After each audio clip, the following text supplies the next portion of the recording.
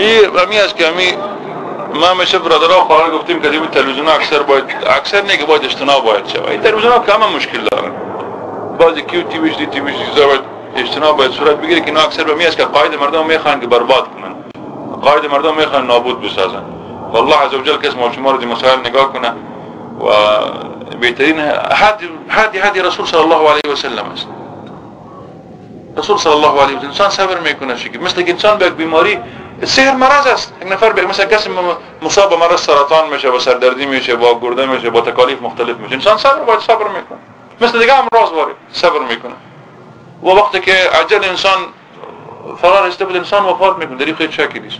اما انسان باید شکیبای صبر باید داشته باشه و دین انسان پیش انسان باید بسیار عزیز باشه، از جان خود که از زرز، از مال، از همه چیز که انسان باید بسیار چی باید باشه، کوشش نکنه که باید مسائل و این جامعه یک مسئله دیگه باقی ما متوجه باشین که در جوامعی که سحر انتشار پیدا میکنه اینطور دکانا می باشه برای گمراهی مردم و کسی نمیتونه جلوگیری کنه به خاطر که اینا مشروعیت فسق و فساد شیطنت خود از چی میگیرن؟ از قانون میگیرن. ادارت به این میکنه که قانون کشور کفری است و کسایی که در اصل قانون است اینا کفار هستند. با اینا باید جنگ باید صورت بگیره. ببینین اگر نظام اسلامی قائم شده خواهر برادر متوجه باش، اگر نظام اسلامی به اذن الله ان شاء الله قائم شود بسیار مشکلات حل میشه. در این جامعه سحر نمی باشه، شراب خوری نمی باشه، فساد اخلاقی نمی باشه، بینمازی نمی باشه، همه مشکلات حل میشه. حتی همین مشکل دعوتگرا که دعوت سوده به این نام بسیار مردم ها شکمه خود سیر کردن، حتی دکان‌های جنان بسته میشه از بسیار کس. متوجه باشین به نام دعوت بعضی کسا خیلی کارا کردن. از این خاطر ما میشه به می هستیم که ما کوشش‌های خدا همه را باید مساعی خدا همه را یک جای کنیم به خاطر اقامه نظام اسلامی، به خاطر اقامه نظام اسلامی.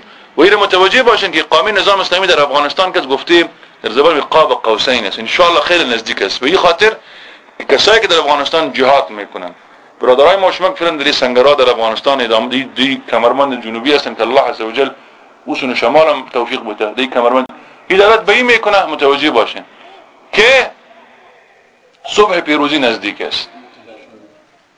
در ما به یقین ما وعده الله عزوجل ما یقین داریم. عناصر منافقی گپا کسی اینا در حالت ریختن هستن، مثل برق واره میرزن. اینا وقت نمیمونه که اینا همگی برای مردم افشا میشن، مثل کسای دیگه افشا شد. متوجه باشین. خب ما کوشش کنیم همه کوشش خود دری راستا باید به خرج باید بدیم. مال ما، جان ما، زبان ما همه که دری را باید باشه که ما بدن مشکل خود باید حل کنیم. و افغانستان که خیلی نزدیک است، این قافله نیست، بسیار نزدیک است این قافله. و الحمدلله ببینیم که در اینجا الله عزوجل در این سرزمین دیار اسلامی چی کرد؟ دو شگوفه زیبار الله عزوجل رویان ما مشاهده کردیم. عراق و سومالیا، در قلب جهان عرب در عراق و کجا در سومالیا در قلب جهان افریقا. و انشاءالله هیچ بعید نیست انشاءالله که همین سه امارت اسلامی که در این کشورها تشکیل شود در افغانستان، در عراق و در سومالیا، اینا در حقیقت اینا مقدمی است برای خلافت اسلامی انشاءالله در منطقه. ما به ایمان کامل داریم. کل کوشش با این راستا باید باشه. و روزی که نظام اسلامی برپا شود چیزی به نام سایر را مشاهده می‌کنی. اینا همگی همو وسواس و خناس هستن که واس خناس میشن، همگی ناپدید میشن، میرن خلاص میشن. والله عز وجل شرشان نجات میده. اما چون تا وقتی که نظام اسلامی نیست ما باید اجتناب باید کنیم، با این مردم جهاد رو اعلان کنیم و این وظیفه مسلم است که برادر خوار خود از آگاه بشیم که اینا دکانشان چیه و دکانشان از رواج وانه. تورات و زبور انجیل به کدام لسان‌ها بود؟ طبیعت به زبان‌هایی که زبان‌های معمول در او وقت بود. اون زبان موسی علیه السلام در وقت زبان عبری بود. با اینکه عبری که فعلا شما مشاهده میکنی عبری است که عبری مرده بود، دیگه پس دوباره احیا زنده کردن و عبری شکل مختلف داره از شکل دیگه. اما با آن همین زبان مرده بود زنده ساختن. متوجه باشین. اما عبری و عبری نیست. خیلی در این فروق خیلی اساسی است. مثل که مثلا زبان فارسی ما که فعلا با دری یا فارسی صحبت میکنیم در این مناطقی که فرق داره با زبانی که فارسی معمول مثلا قبل اسلام در این منطقه، مثلا به خاطر که زبان متاثر میشه زبانهای دیگه با احتکاک تماسی که میگیره خود به خود زبان در اثر واقع میشه زیر تاثیر میگیره است.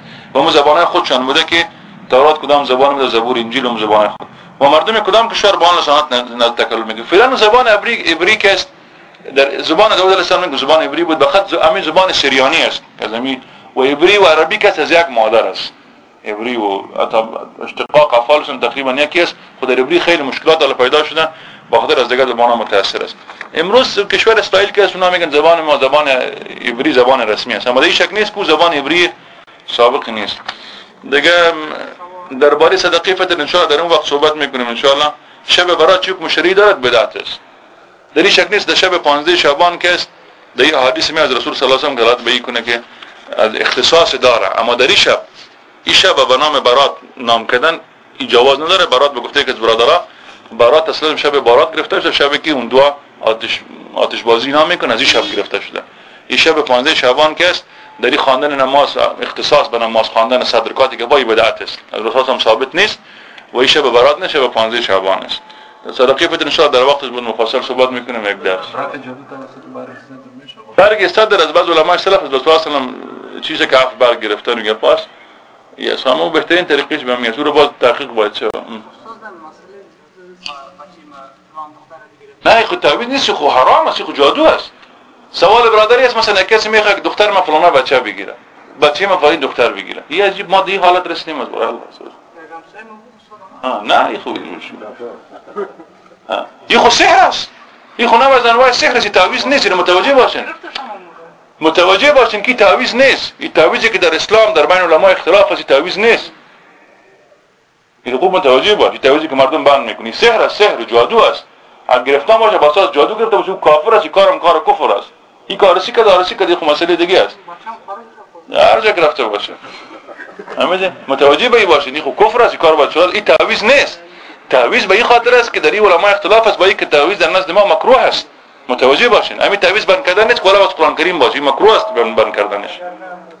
این مکروه است ولو از قرآن کریم باشه. صرف در قسمت دم کردن نیست. دم این از رسول هم ثابت است که دم با چی باشه؟ با آیت قرآنی باشه، با الفاظ عربی باشه که انسان بفهمه مثلا الله عزوجل شفا به تیرت به بیت باشه، الفاظ عربی که فهمیده شوه، الفاظی که اتونه که اما این تعویضی که تعویض نیستی، این خود سحر است. شما هر تعویض آواز کنین ولو که بسم الله الرحمن نوشته باشه من جادویی پاک است، یا بسم الله الرحمن سرچپن نوشته میکنن، متوجه باشین، یا با آبای گنده نوشته میکنن، یا آیت نوشته میکنن با دو نامای شیاطین میگیرن، نامای شیاطین، یا قرآن کریم سرچپن نوشته میکنن. دیگه خیلی هیلا دارن جادوگرا. ما به تفسیر داخل نمیشه گفتم شما خود حیران ماندین که چی دنیای دیگه است جادو. اینجا یک کسی نوشته که در قرآن موجه اساسی حقیقی در امین این ما فهمیدم درباره 11 سپتامبر که است من این کدام همشیره رایی کرده نوشته که نظری شما در این مورد چیه؟ درباره سپتامبر نوشته میکن که همی 11 سپتامبر که است همی شکل 11 را که داره در اینجا. بعضی کساب همی چی هستن گوی داره که شماره آیت که است متوجه باشین، شماره 108 109 است، شماره سرک در نیویورک هم 108 109 است، شماره سوره 9 است و قرصه ماه 9 است، سپاره از دوم است، تاریخ 11 سپتامبر است. تعداد کلمات از ابتدای سوره تا آیات متذکره 2001 است، سال 2001 عیسوی است. در متن آیه آمده جرف انهار یعنی رو و سقوط، اسم منطقه نوشته که جرف حار است. در آمده این بعضی کسا سابق در نت توی گفا آورده بودن دلالت به این کنه که این جارسه در قرآن کریم ذکر است. خوب متوجه باشین خوارا برادرها که این کگی به فردا گذاشته شو خوب است. بخاطر خیلی تفصیل میخواد، ده 15 رقم تفصیل میخواد. اگه میخواین تفصیل میدم مگه باید فردا باشه. تمام باشه ان شاء الله. ان شاء الله بس یک درس ما خلاص ان شاء الله. ایران ان شاء الله ما سبب تفصیلی بحث میکنم در این بار ان شاء الله. خب صرف اینا بفهمن که تو نشه که ما دنیا سال بریم خواد گفتم. نظریه من درباره خود واقعات سپتامبر برتان بگم. تو انسان میشه فردا فوت کنه والا بگو استاد مال نظریش معلوم نشده این باره. درباره خود واقعه سپتامبر کی واقعه از نگاه شرعی این بسیار یک واقعه مبارک بود. ما بیاد دارم وقتی که رسوندم میل سجده کردم، کسایی که کار کردن این مسلمانا بودن، همی 18 نفر را که الله عزوجل اختیار کرده بود به این کار اختیار شده بود.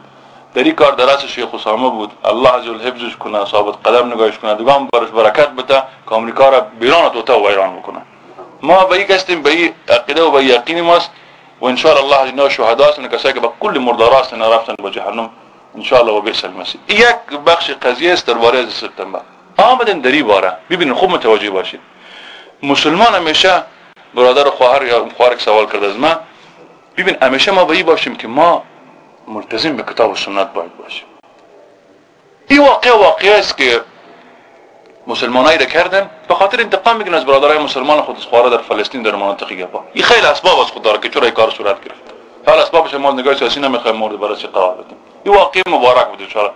روز سه‌شنبه مبارک مثل واقع عام الفیل در تاریخ حال خودشان میگه 15 سپتامبر بار سپتامبر 15 سپتامبر بار سپتامبر. این واقعی است. حالا آمدیم در این باره که آیا ما ضرورت داریم به این طور تفسیرات و تاویلات که ما چی کنیم ایرم به خود مشکلات ببخشیم؟ ایرا مختصر براتون میگم با این چیزا ما ضرورت نداریم.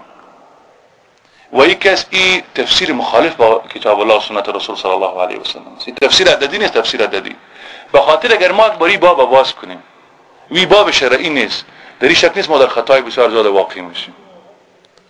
اما این حادثه خودش یک حادثه مبارک و مشروع است، یک بخش قضیه است. اما ما بهش تزیه اهل بدعت وارد بگردیم یک چیز پیدا کنیم که والا ما به خاطر کار کردیم در قرآن کریم و می حادثه آمده با این چیز عالم مواجه شد. این دور کار. نه ما به می هستیم که حادثه مبارک کسی در ذات خود ان شاء الله، اما به ضرورت نداریم. احتمال کسی کار کرده باشه الله برش خیر بتشی بده، اما به ضرورت نداریم که واقع مشروع بود حادثه سپتامبر و دیگه ضرورت بینیست به تاویلات و به تفسیرات ما ضرورت مطلقا نداریم که تفسیر عددی کنیم که 11 سپتامبر به این شکل شد، به این کار شد. دیگه ان شاء الله به می اکتفا میکنیم درس ما به می چی میکنیم که ما همیشه من اصل ما تفسیر از خود قواعد داریم، از خود اصول داریم. و اینو به این خاطر گفتم که تو مشکل در ذهن کسی پیدا نشه. اینو باز تکرار میکنیم که حادثه 11 سپتامبر یک حادثه خیلی مبارک در تاریخ امت ما است. در تاریخ امت ما است و این چیزی است که باید به خط زرین باید ثبت باید شود. 19 نفری رفتن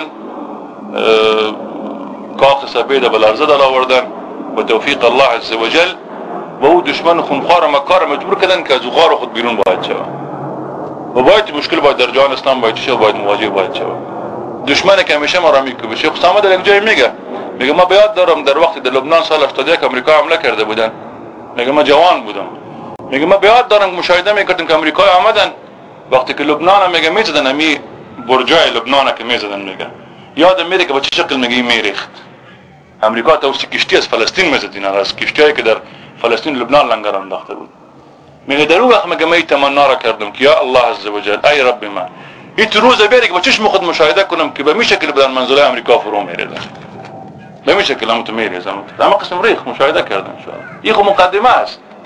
این حادثه یک بخش از این حادثه است که ما کسایی که در شهادت هستند شهادتشون الله عز وجل بپذیره. این یک بخش است. کسایی کار کردن الله این ما بصراحت راه میکنیم. این از کسی خوف گپان داشته باشید. از شیاطین که به ملک سلیمان میخواندن. خب حال سوال به اینجا پیدا میشه که این حادثه را با این تفسیر عددی که بعضی کسا کردن ما خود ما با این موافق نیستیم و در علما فتوا هم در این باره صادر کردن. قرآن کریم از خود در قواعد تفسیر از خود اصول داره و ضرورت نیست که ما باید یک تاویلات رجوع کنیم به این چیزا. و احتمال داره کسی که باشه الله عز وجل اجر بده ان شاء الله که اما به این چیزا ما فعلا ضرورت به اجزا مطلقا نداره. تفسیر عددی در این وضاحتش مهمی است که کار شرعی بوده که ضرورت بیاد که ما تفسیر عددی کنیم. تفسیر عددی یک تفسیر خیلی من بعض وقتا خطرناک می تفسیر می باشه. باز قرآن دستخوش تفسیرش دستخوش چی میشه؟ تحریفات میشه به این چیز. یک کسی میگه به این شکل جمع میکنه، یکی میگه به این شکل، دیگه میگه سرچپه